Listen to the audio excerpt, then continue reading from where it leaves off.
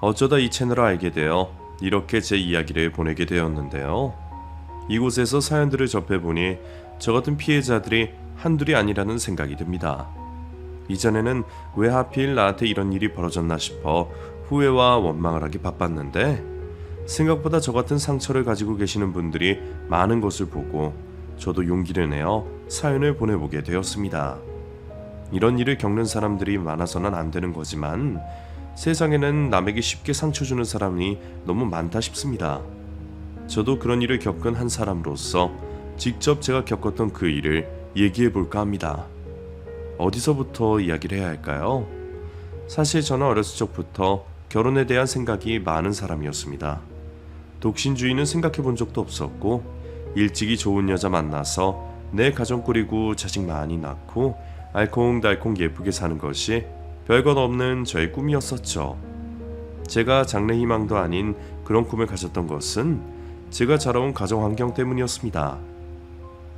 저희 부모님은 동네에서 유명할 정도로 금슬이 좋으신 분들이셨고 슬아의 형과 저를 낳으시고 행복한 가정을 이루셨습니다. 가족을 중요하게 생각하셨던 부모님 덕분에 제가 어려서부터 저희 집은 무척이나 화목했고 저는 그런 집안 환경 안에서 안정적이고 행복하게 자랄 수 있었죠. 제가 여태 봐왔던 어떤 집들보다 저희 집이 가장 가정적이고 가족 중심적이었다고 말할 수 있을 정도로 저희 가족은 서로를 많이 사랑하고 아꼈습니다. 부모님은 저희 형제에게 한 번도 큰 소리를 내신 적이 없으셨고 저희 역시 부모님의 말씀을 잘 따르며 저희 네 식구는 언제나 행복했습니다. 몇 살 차이 나지 않는 형과 저도 무척 우애가 좋았고 저희는 남들이 이상하게 여길 정도로 싸움 한 번 없이 친하게 지냈습니다. 형이 착해서 저를 괴롭히지 않은 것도 있겠지만 저도 그런 형을 좋아해서 항상 따라다니곤 했으니까요. 부모님도 저희 형제도 모두 사이가 좋은 덕에 저희 집은 늘 웃음이 떠나질 않았고 친구들과의 약속은 뒤로 하더라도 가족들과의 약속은 언제나 지킬 정도로 서로에게 가족이 무엇보다 중요한 존재였습니다. 그런 저희 가족은 매년 가족여행도 빠지지 않고 떠나곤 했었고 그날도 저희 네 식구는 저희 형제의 방학을 맞아 가족여행을 떠나게 되었습니다. 매년 떠나는 여행이었지만 그렇게 매번 기대가 되었고 즐거웠어요. 그때도 저희 네 식구는 또 어떤 추억을 쌓을까 기대하며 여행길에 오르게 되었죠. 아버지가 운전하시는 차를 타고 한참을 달려 여행지를 향해 가고 있었고 저는 그날따라 유난히 신난 마음에 운전하시는 아버지에게 말을 걸며 자꾸만 방해하곤 했습니다.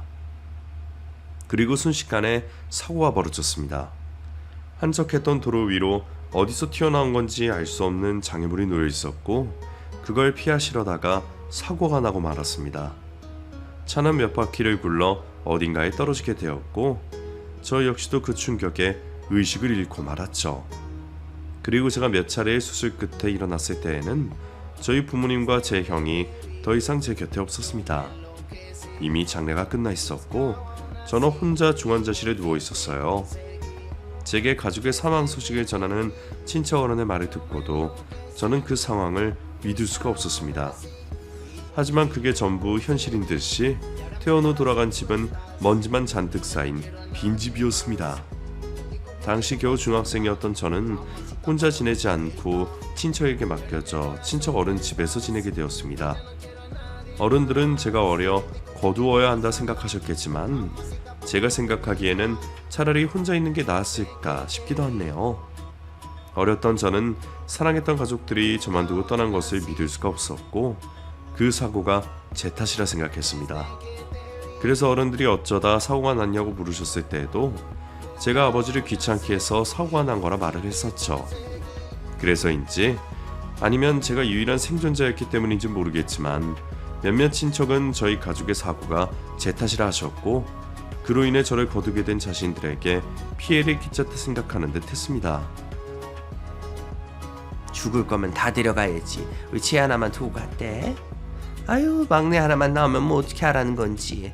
괜히 우리들만 골치 아파지게 생겼네. 그러게 말이야. 우리가 쟤 언제까지 거둬먹여? 대학까지 보내줘야 하는 거야? 제 앞에 와서 대놓고 말하지 않아도 어른들끼리 쑥덕거리는 얘기는 제 귀에까지 들려왔고, 그 나이쯤 되면 어른들이 무슨 생각을 하는지 저도 그 정도는 눈치를 챌 수 있었습니다. 저는 친척들의 동정과 저를 질타하는 어른들의 시선을 견딜 수 없었고, 그런 모습들에 점점 마음의 문을 닫기 시작했습니다. 가족들과 있을 때는 늘 밝고 긍정적이었지만 부모님과 형이 떠난 뒤로는 누구에게도 마음을 열지 못하고 혼자 고립되어 갈 수밖에 없었어요. 그나마 어린 시절부터 친하게 지내던 친구에게만 저의 솔직한 마음을 터놓고 지낼 수밖에 없었습니다. 유리는 어릴 적부터 같은 동네에서 지내던 여자아이였습니다. 딸이 없으신 저희 부모님이 유리를 예뻐하시며 저희 집에서 밥도 자주 먹곤 했었죠. 그래서 유리는 성별만 다르다 뿐이지 저의 오랜 단짝 친구나 다름없었습니다.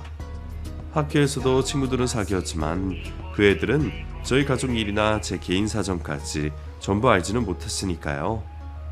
그래서 저는 유리에게만 제 얘기를 했고 유리와 많은 공감대를 형성하게 되었습니다.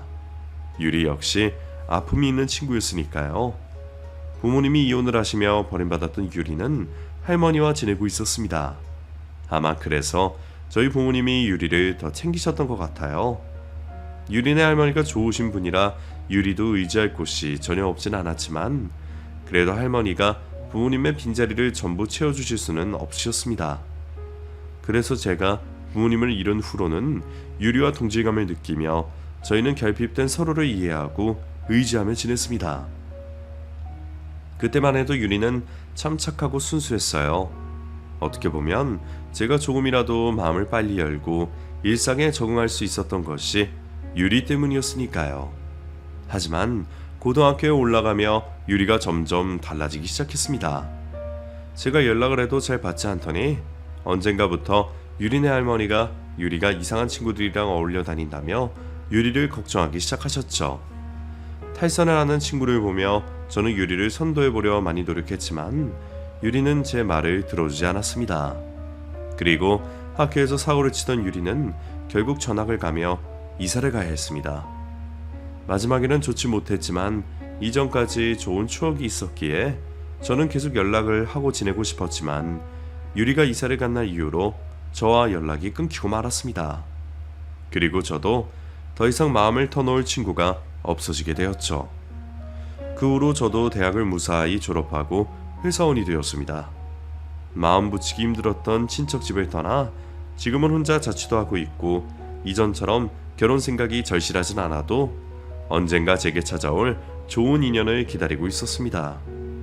하루빨리 행복해지고 싶다 생각하면서도 나 때문에 죽은 부모님과 형을 생각하면 제가 행복해지면 안 될 것 같기도 했어요. 그렇게 혼자 외로움을 달래며 지내던 어느 날 어릴 적 친구였던 유리가 저를 찾아왔습니다. 제 연락처를 어떻게 알았는지 제게 먼저 연락하여 만나자는 것을 보고 깜짝 놀랐습니다. 오랜만에 그 친구를 보려니 좋았던 기억밖에 떠오르지 않았고 저는 반가움에 곧장 달려가 그 친구를 만나게 되었죠. 와, 유리야, 너 정말 유리 맞아? 이게 대체 얼마만이야? 정말 오랜만이다. 형구나, 잘 지냈어? 내가 너한테 얼마나 연락하려고 노력했는지 알아? 미안해. 나도 이사간 뒤로 너한테 연락하기가 힘들었어. 너한테 미안했던 것도 많았고 나도 정신 차리고 잘 살고 싶어서. 그래서 지금은 잘 지내? 할머니는 잘 계시고? 얼마 전에 돌아가셨어. 나 때문에 너무 고생하셨잖아. 할머니 돌아가셨을 때 너 생각 많이 나더라. 그래서 옛날 친구들한테 물어서 너 연락처 알게 된 거야. 그 사이 유리네 할머니가 돌아가셨다는 말에 저는 마음이 아팠습니다. 그 친구도 상처가 많았고 할머니가 유일한 가족이었는데 서로 또다시 외톨이가 되었다 싶어서 저희는 그 후로 자주 만나게 되었죠. 저희는 만날 때마다 옛 추억을 떠올리며 대화를 나누었고 서로에게 가장 좋은 시절이었던 그때의 기억은 서로에 대한 감정으로 번졌습니다. 그리고 저희는 그렇게 연인이 되었어요.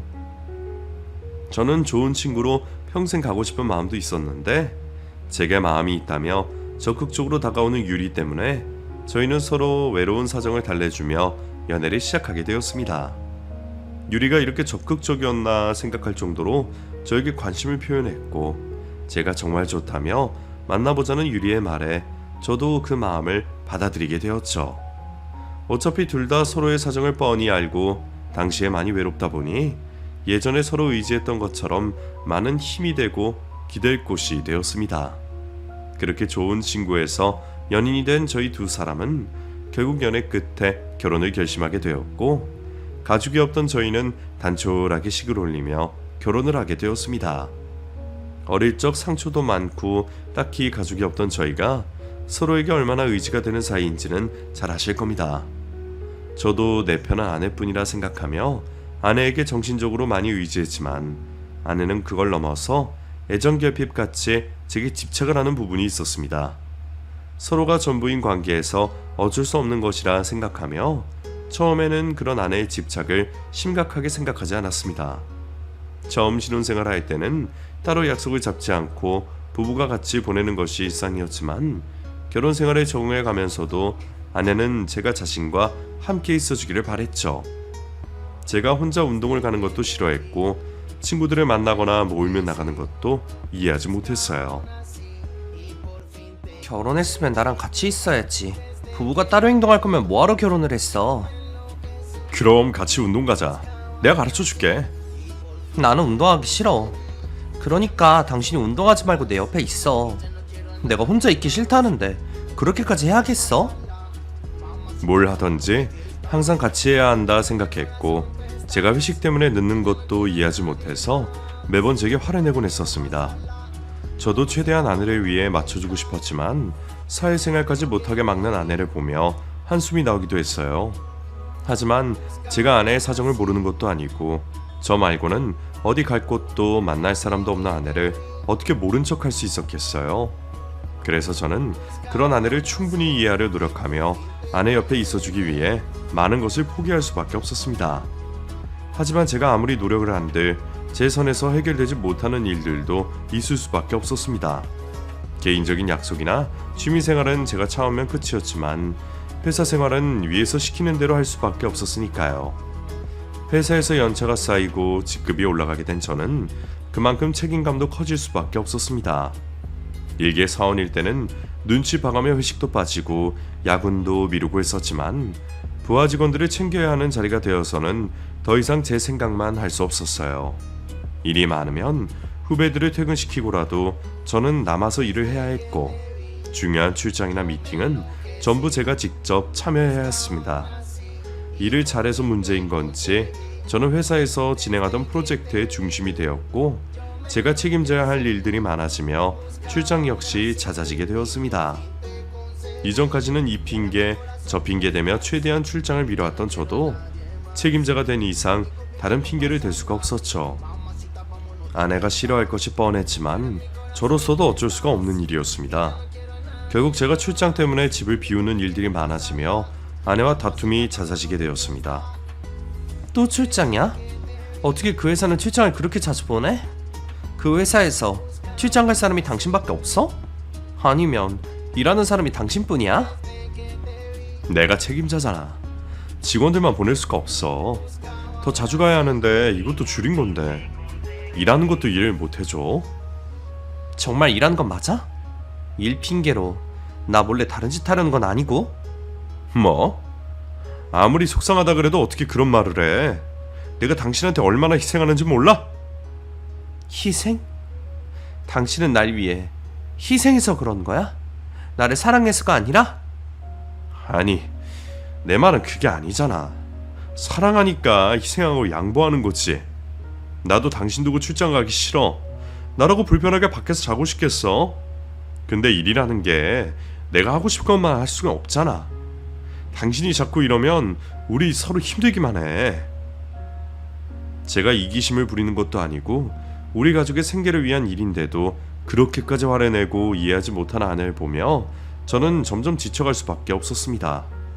매번 말도 안 되는 억지를 부리는 아내와 싸우는 것도 지쳤고 그러다 보니 이럴 거면 뭐하러 결혼을 했나 싶은 생각이 들더군요. 이혼까지 고민했던 그 와중에 아내에게서 갑작스러운 임신 소식을 듣게 되었습니다. 아이 소식을 들은 저는 이혼 생각을 접어두고 다시 마음을 다잡을 수밖에 없었죠. 저도 그때까지 아내를 사랑했고 아내도 아이를 키우면 많이 안정적이 될 거라 생각했습니다. 임신 소식 이후 저는 저의 잦은 출장 때문에 속상해하는 아내에게 제가 없는 동안 할 수 있는 취미거리를 소개하며 매번 선물 공세와 진심을 담은 말들로 미안함을 표현하곤 했습니다. 그렇게 일과 가정에 신경을 쓰며 바쁘게 지냈지만 앞으로 태어날 아이만을 생각하며 힘든지 모르고 지낼 때였어요. 역시나 출장 중이던 저는 중국에서 회사 물건을 제조할 공장을 답사 후에 호텔에서 휴식을 취하고 있었습니다. 그런데 아내가 다니고 있는 산부인과에서 전화가 왔어요. 아내와 아이에게 무슨 일이라도 생겼나 싶어 곧장 받았는데 간호사는 저에게 아내가 곧 아이를 출산한다는 황당한 말을 전했습니다. 황당도 할 것이 제가 아내에게 들은 출산 예정일은 2달이나 남았었거든요. 그러한 이유로 회사에서도 저를 배려해주겠다며 출산 달에는 내근직으로 돌린다 했고 그 앞달까지는 어쩔 수 없이 출장을 많이 잡아놨습니다. 조금 빡빡하다고 생각도 들 것이 이 계획의 중심인 제가 어느 정도 프로젝트의 틀을 잡아놔야 했으니까요. 그런데 이게 어찌 된 건지 아내 뱃속의 아이가 2달이나 일찍 나오더군요. 비행기표는 구할 수 있었지만 같이 온 부하 직원은 처리할 능력이 되지 않았고 회사에서 사람을 보낸다고 해도 인수인계하는데 시작이 너무 오래 걸릴 것 같았습니다. 어쩔 수 없이 아내에게 사정을 이야기하고 원래 출장 일정대로 3일 뒤 한국으로 돌아가게 되었습니다. 여보, 미안. 내가 옆에 있어줘야 하는데 이번 일이 회사에 너무 중요한 일이라 나도 눈치가 보이네. 내가 다른 사람이랑 교대도 할 수 없는 상황이기도 하고 내가 고모께 연락해서 너 옆에 있어달라고 할게. 정말 미안하다. 아니야. 나도 이렇게 아이가 예정일보다 한참 일찍 나올 줄 알았나. 팔싹둥이라고 말만 들어봤지. 그게 우리 아이일 줄은 몰랐네. 상황이 그런데 어쩌겠어. 아이도 나도 문제 없으니까 당신 괜히 회사에 망치지 말고 잘 마무리하고 돌아와. 고마워. 그리고 미안해 유리야. 과거의 아내였으면 당장의 표를 구해서 자신에게 오라며 난리를 치고 있었을 텐데 아이를 가지고 어느덧 엄마가 되었는지 제법 어른이 된 모습의 아내였습니다. 그런 평소와 다른 아내의 모습 때문에 오히려 제가 더 미안하더군요. 출산 후 곁에 있어줄 사람도 없는데 그걸 아는 제가 아내를 홀로 병실에 있게 만든 것 같은 미안한 감정이 들었습니다.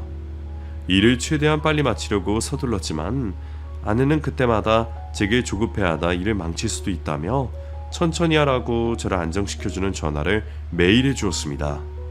아내 덕분에 성공적인 출장을 마치게 된 저는 공항에서 곧장 아내가 있는 산부인과 병원으로 가게 되었어요. 그리고 드디어 아내와 제 아들을 만날 수 있었습니다. 먼저 만나게 된 건 아내였죠. 유리야, 나 왔어. 어때? 좀 괜찮아? 공항에서 바로 온 거야? 늦었는데 집에서 쉬고 다음날 오라니까. 어떤 남편이 그럴 수가 있겠어. 안 그래도 당신 옆에 있어주지 못해서 내가 얼마나 미안한데. 미안해. 내가 곁에 없어서 무서웠지. 정말 미안해. 그리고 당신이랑 튼찬히 아무 문제 없이 건강하게 있어서 너무 고마워. 몸은 좀 괜찮아? 아직 출산한 지 얼마 안 되어서 많이 힘들지? 아니, 생각보다 괜찮은 것 같아. 그래도 출산하곤 조심해야 해. 어떻게? 내가 산후조리원 말해준 곳들을 찾아봤어? 내가 찾아보니 거기 세 곳이 가장 괜찮아 보이더라고. 가격에 너무 신경 쓰지 말고 당신이랑 튼찬이한테 좋은 곳으로 결정하자. 전에도 말했지만 나 그냥 집에서 몸조리 할게. 당신이 몰라서 그러는데 산후조리원에서 알게 모르게 엄마들끼리 신경정도 있어. 알잖아, 나 그런 거 별로 좋아하지 않는 거. 괜히 그런 걸로 스트레스 받기 싫어. 몸도 나쁜 것 없는 것 같고 내가 무리만 하지 않으면 될 것 같아. 너가 몰라서 그런다니까. 내가 출근하면 옆에 있어주지도 못하는데 나중에 산후조리 잘못해서 몸이라도 아프면 어떡해. 여보, 나 정말 괜찮아. 내가 내 몸은 더 잘 알아. 산후조리원을 거부하는 아내 때문에 한참 동안 실랑이를 했지만 결국 아내의 고집을 꺾을 수 없었습니다. 그래, 알았어. 대신에 약속해. 무리다 싶으면 바로 산후조리원에 가는 거야. 알았지? 그건 됐고 이제 우리 튼찬이 만나러 가자. 우리 아들은 어떻게 생겼을지 나 비행기 타고 오는 동안 너무 궁금해서 너무 힘들었어. 병실에 있는 당신한테 아이 사진 보내달라 하기도 뭐해서 말은 못했지만 얼마나 궁금했다고. 튼찬이? 그래, 당신도 봐야지. 오늘은 신생아실에서 면회로밖에 못 볼 거야. 그런데 같이 가려고 했던 아내는 재앙절개란 탓에 움직이기 힘들어했고 아내를 병실에 두고 제가 홀로 아이를 보러 가게 되었습니다. 드디어 제 아들을 직접